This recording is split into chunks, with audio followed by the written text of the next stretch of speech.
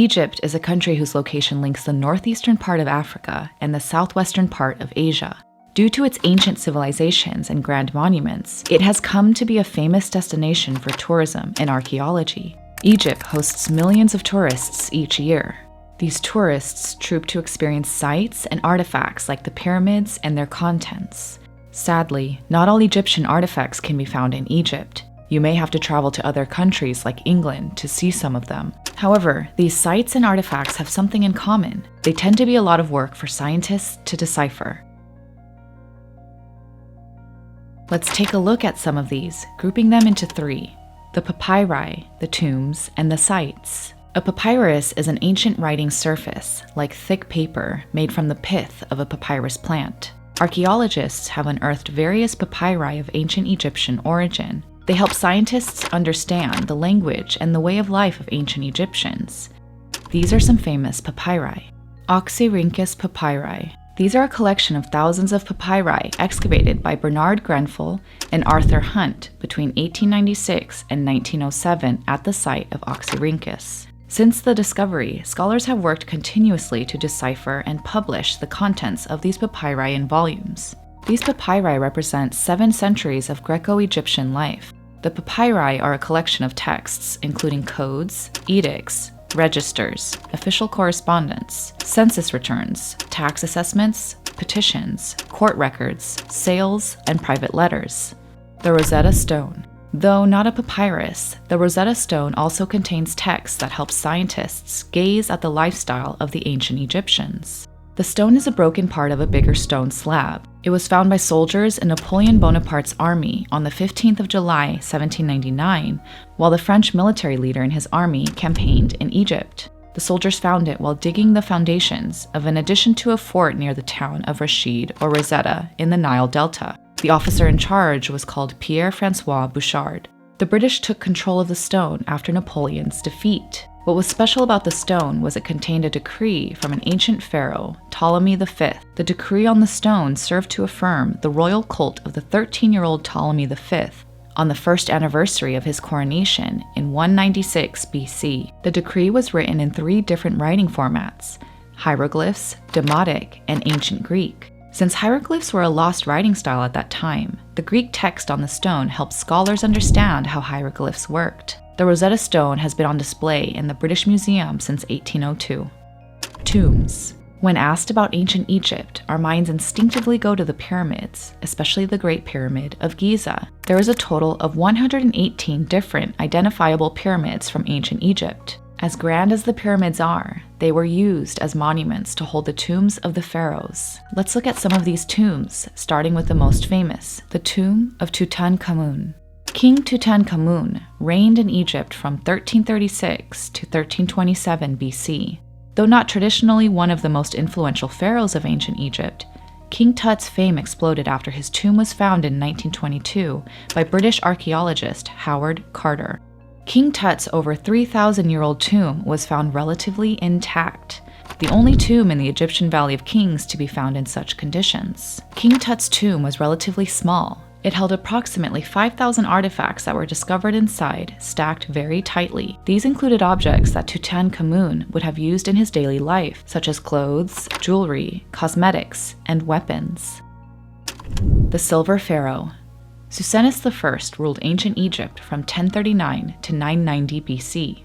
His tomb was found by French professor Pierre Montet in the year 1940 AD. When the tomb was found, it had not been looted like many of the other tombs in the Valley of Kings. The amount of silver found in his tomb inspired them to dub Susenus I the Silver Pharaoh. The Silver Pharaoh's tomb failed to gain notoriety like King Tut's tomb, probably because it was discovered during the Second World War. Tomb KV5. This tomb was partially excavated in 1825, but it wasn't until 1995 that its true extent was discovered by a team led by Kent R. Weeks. Tomb KV5 is the largest tomb in the Valley of Kings. It belongs to the sons of Ramses II. By 2006, at least 130 rooms or chambers had been discovered, but only about 7% of these have been cleared.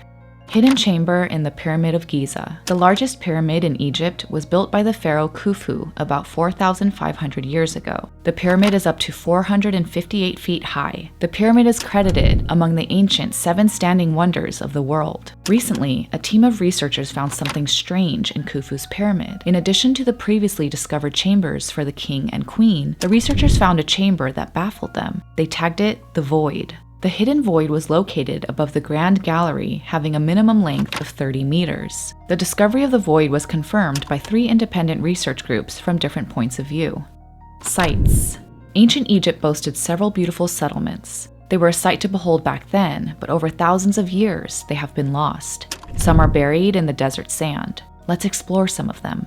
The year is 2021. The month is April. Renowned Egyptologist Zahi Hawass reveals that he and his team have unearthed a 3,000-year-old metropolis called Aten, Egypt's lost golden city. Hawass's project objective was originally to find a mortuary temple on the western bank of Luxor in Egypt. Some are calling this find the most significant find since the discovery of King Tut's tomb. It is believed that Aten was established by the 9th king of ancient Egypt's 18th dynasty, King Amenhotep III.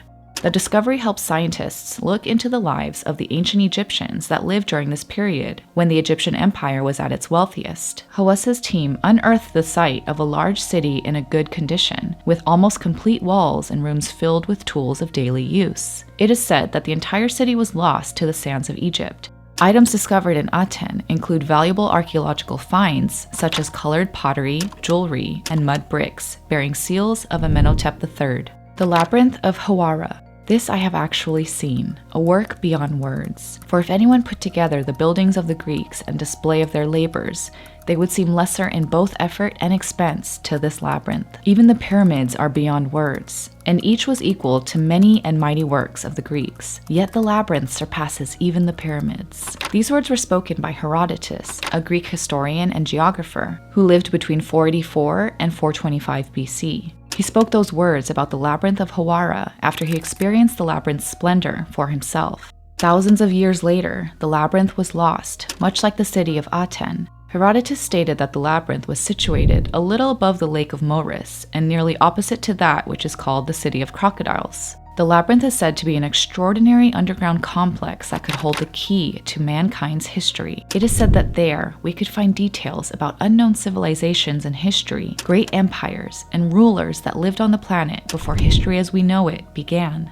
Based on reports from Herodotus and other ancient scholars, the underground temple consists of over 3,000 rooms, which are filled with incredible hieroglyphs and paintings. The labyrinth is located less than 100 kilometers from Cairo at Hawara, with no visible remains. The story of the labyrinth was thought to simply be a legend passed down by generations, until Egyptologist Flinders Petrie uncovered what was believed to be its foundations in the 1800s. Because of this, experts theorized that the labyrinth was demolished under the reign of Ptolemy II and used to build the nearby city of Shedit to honor his wife, Arsinoe. In 2008, a group of researchers from Belgium and Egypt arrived to investigate the enigmatic underground complex with the aid of ground-penetrating technology, which was used to study the sand in hopes of finding and solving the mystery behind the mysterious underground complex. The Belgian-Egyptian expedition was able to confirm the presence of the underground temple not far from the pyramid of Amenemhat III. This new discovery caused scientists to believe that what Petrie found was not the foundation, but instead was part of the ceiling or roof. Louis de Cordier, the lead researcher of the expedition, waited patiently for 2 years for the Supreme Council to acknowledge the findings and make them public, but it never happened.